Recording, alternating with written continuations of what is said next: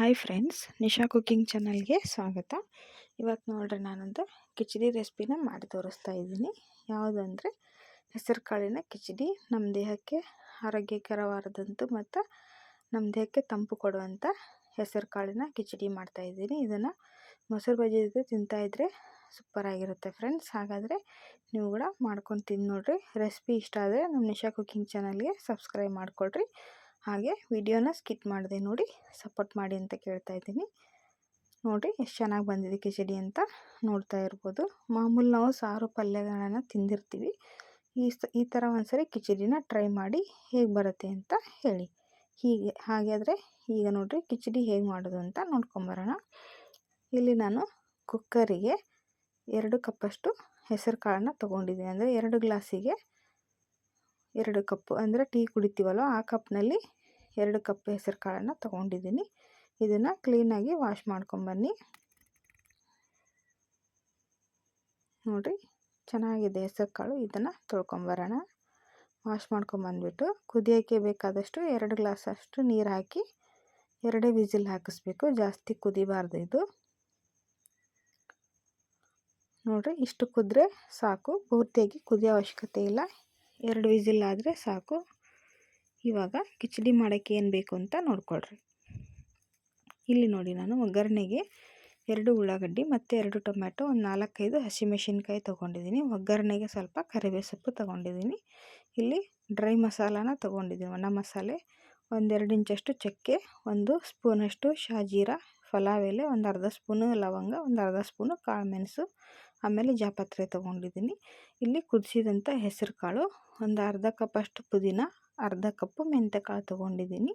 ಇಲ್ಲಿ ನೋಡಿ ಎಷ್ಟು ಕುದ್ರೆ ಸಾಕು ಹೆಸರು ಕಾಳು. ಈಗ ಇಷ್ಟು ಐಟಮ್ಸ್ ಇದಕ್ಕೆ ಬೇಕಾಗುತ್ತೆ. ಹಾಗಾದರೆ ಮಾಡೋದನ್ನು ನೋಡಿ ಹೇಗೆ ಮಾಡಬೇಕು ಅಂತ. ಇಲ್ಲಿ ಮೊದಲು ಹೆಸರು ಕಾಳು ಕುದಿಸ್ಕೊಂಡಿದ್ವಲ್ಲ ಅದೇ ಕುಕ್ಕರ್ಗೆ ನಾನು ಬಿಸಿ ಮಾಡೋಕ್ಕೆ ಇಟ್ಟಿದ್ದೀನಿ. ಗ್ಯಾಸ್ ಆನ್ ಮಾಡಿ. ಈಗ ಕುಕ್ಕರ್ ಬಿಸಿ ಆಗಲಿ. ಇದಕ್ಕೆ ಒಗ್ಗರಣೆಗೆ ಒಂದು 3 ಟೇಬಲ್ ಸ್ಪೂನಷ್ಟು ಎಣ್ಣೆ ಹಾಕಿ ಬಿಸಿ ಮಾಡೋಣ ಎಣ್ಣೆನ.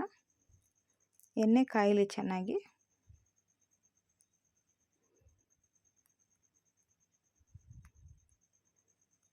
ಎಣ್ಣೆ ಬಿಸಿ ಆದಮೇಲೆ ನಾವು ತಗೊಂಡಂಥ ಒಣ ಮಸಾಲೆನ ಇದಕ್ಕೆ ಹಾಕಿ ಚೆನ್ನಾಗಿ ಫ್ರೈ ಮಾಡೋಣ. ಎಣ್ಣೆಯಲ್ಲಿ ಮಸಾಲೆಗಳು ಫ್ರೈ ಆದರೆ ಅದ್ರ ಸ್ಮೆಲ್ಲು ಚೆನ್ನಾಗಿರುತ್ತೆ ತಿನ್ನೋಕ್ಕೆ. ಇಲ್ಲಿ ನೋಡಿರಿ ಫ್ರೈ ಆಯಿತು. ಇವಾಗ ಹೆಚ್ಚಿಟ್ಕೊಂಡಂಥ ಹಸಿಮೆಣಸಿನ್ಕಾಯಿ, ಉಳ್ಳಾಗಡ್ಡಿನ ಹಾಕ್ತಾಯಿದ್ದೀನಿ. ಸ್ವಲ್ಪ ಕರಿಬೇವು ಸೊಪ್ಪು ಹಾಕಿ ಒಗ್ಗರಣೆಗೆ ಚೆನ್ನಾಗಿರುತ್ತೆ. ಉಳ್ಳಾಗಡ್ಡಿನ ಈ ಥರ ಉದ್ದಿಗೆ ಕಟ್ ಮಾಡ್ಕೊಳ್ರಿ. ಕಟ್ ಮಾಡ್ಕೊಂಬಿಟ್ಟು ಚೆನ್ನಾಗಿ ಎಣ್ಣೆಯಲ್ಲಿ ಫ್ರೈ ಮಾಡ್ಕೊಳ್ರಿ.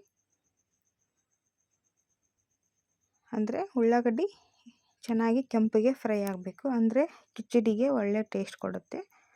ಇಲ್ಲಿ ನಾನು ರೈಸನ್ನು ವಾಶ್ ಮಾಡ್ಕೊಂಬರೋಣ. ಇಲ್ಲಿ ನೋಡಿರಿ 2 ಗ್ಲಾಸು ರೈಸನ್ನು ತೊಗೊಂಡಿದ್ದೀನಿ. ಈಗ ಇದನ್ನು ವಾಶ್ ಮಾಡ್ಕೊಂಬರೋಣ. ಇಲ್ಲಿ ಉಳ್ಳಾಗಡ್ಡಿ ಫ್ರೈ ಆಗ್ತಿದೆ ನೋಡಿ. ಈ ಥರ ಸರಿಯಾಗಿ ಫ್ರೈ ಆಗಿದೆ. ಇವಾಗ ಕೆಂಪಗಾಗೋವರೆಗೂ ಉಳ್ಳಾಗಡ್ಡಿ ಫ್ರೈ ಮಾಡ್ಕೊಳ್ರಿ. ಇದಕ್ಕೆ ಇವಾಗ ಹೆಚ್ಚಿಟ್ಕೊಂಡಂಥ ಟೊಮೆಟೊ ಹಾಕ್ತಾಯಿದ್ದೀನಿ. ಟೊಮೆಟೊ ಸಹಿತ ಫ್ರೈ ಆಗಲಿ ಸರಿಯಾಗಿ. ಇದಕ್ಕೆ ಇವಾಗ ಹೆಚ್ಚಿಟ್ಕೊಂಡಂಥ ಅರ್ಧ ಕಪ್ಪಷ್ಟು ಮೆಂತ್ಯ ಸೊಪ್ಪು ಮತ್ತು ಅರ್ಧ ಕಪ್ಪಷ್ಟು ಪುದೀನ ಸೊಪ್ಪನ್ನು ಹಾಕ್ತಾಯಿದ್ದೀನಿ. ಮೆಂತ್ಯ ಸೊಪ್ಪು, ಪುದೀನ ಸೊಪ್ಪು ಸಹಿತ ಎಣ್ಣೆಯಲ್ಲಿ ಚೆನ್ನಾಗಿ ಫ್ರೈ ಮಾಡ್ಕೊಳ್ರಿ. ಅದರ ಟೇಸ್ಟು ಚೆನ್ನಾಗಿರುತ್ತೆ. ಈಗ ಎಲ್ಲ ಹಾಕಿದಂಥ ಸಾಮಗ್ರಿಗಳು ಸರಿಯಾಗಿ ಫ್ರೈ ಆಗಲಿ.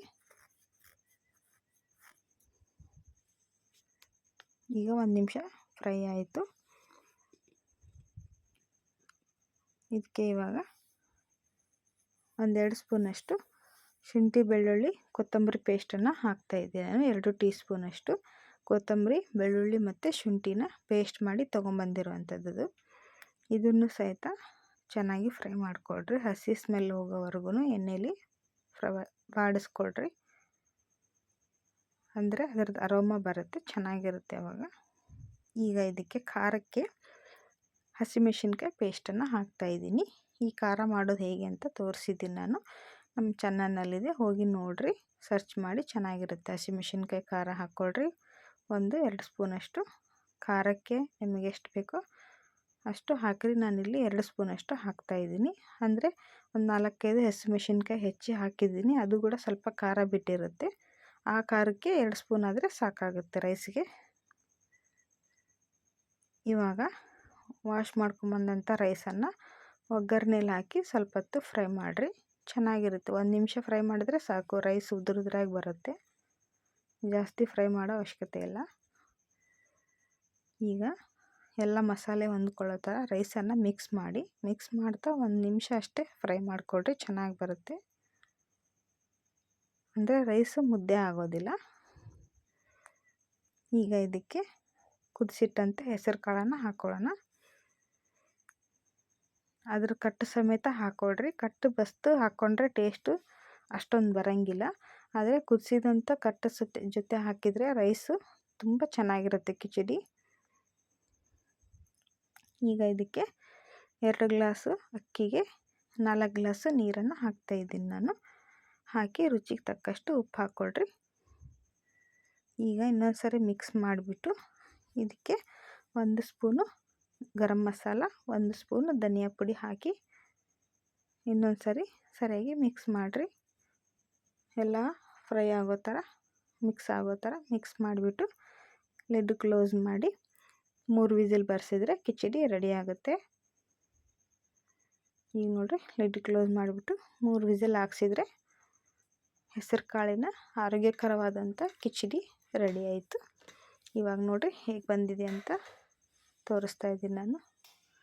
ನೋಡಿರಿ ಎಷ್ಟು ಸೂಪರಾಗಿ ಬಂದಿದೆ. ಅಷ್ಟೇ ಟೇಸ್ಟಿಯಾಗಿರುತ್ತೆ ಫ್ರೆಂಡ್ಸ್. ನೋಡ್ತಿರ್ಬೋದು, ತುಂಬ ಮುದ್ದೆ ಆಗಿಲ್ಲ. ಆಮೇಲೆ ಹೆಸರು ಕಾಳು ಸಹಿತ ಜಾಸ್ತಿ ಆಗಿಲ್ಲ. ಕರೆಕ್ಟು ಈಕ್ವಲ್ ಕ್ವಾಂಟಿಟಿಯಲ್ಲಿ ರೈಸು ಕಿಚಡಿ ರೆಡಿಯಾಗಿದೆ ಫ್ರೆಂಡ್ಸ್. ಹಾಗಾದರೆ ನೀವು ಮಾಡ್ಕೊಂಡು ತಿಂದು ನೋಡಿರಿ, ಹೇಗೆ ಬಂತು ಅಂತ ತಿಳಿಸಿ. ಇಷ್ಟ ಆದರೆ ನಿಶಾ ಕುಕ್ಕಿಂಗ್ ಚಾನಲ್ಗೆ ಸಬ್ಸ್ಕ್ರೈಬ್ ಮಾಡಿಕೊಳ್ರಿ. ಇವಾಗಲೇ ಬೆಲ್ ಐಕಾನನ್ನು ಪ್ರೆಸ್ ಮಾಡಿ. ವಿಡಿಯೋ ಇಷ್ಟ ಆದರೆ ನಿಮ್ಮ ಫ್ಯಾಮಿಲಿ ಫ್ರೆಂಡ್ಸ್ ಜೊತೆ ಶೇರ್ ಮಾಡಿಕೊಳ್ರಿ.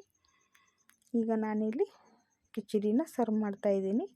ನೋಡ್ತಿರ್ಬೋದು, ಬಿಸಿ ಬಿಸಿಯಾಗಿ ಸೂಪರಾಗಿದೆ. ಈ ಥರ ಥಂಡಿ ವಾತಾವರಣದಲ್ಲಿ ಈ ಥರ ಬಿಸಿ ಬಿಸಿ ಕಿಚಡಿ ಮಾಡ್ಕೊಂಡು ತಿಂತಾಯಿದ್ರೆ ಆಹಾ ಸೂಪರಾಗಿರುತ್ತೆ. ನೀವು ಕೂಡ ಇವತ್ತೇ ಟ್ರೈ ಮಾಡಿ ನೋಡಿ, ಹೇಗಿದೆ ಅಂತ ತಿಳಿಸಿ. ನೋಡ್ತಿರ್ಬೋದು ಯಾವ ರೀತಿ ಬಂದಿದೆ ಅಂತ.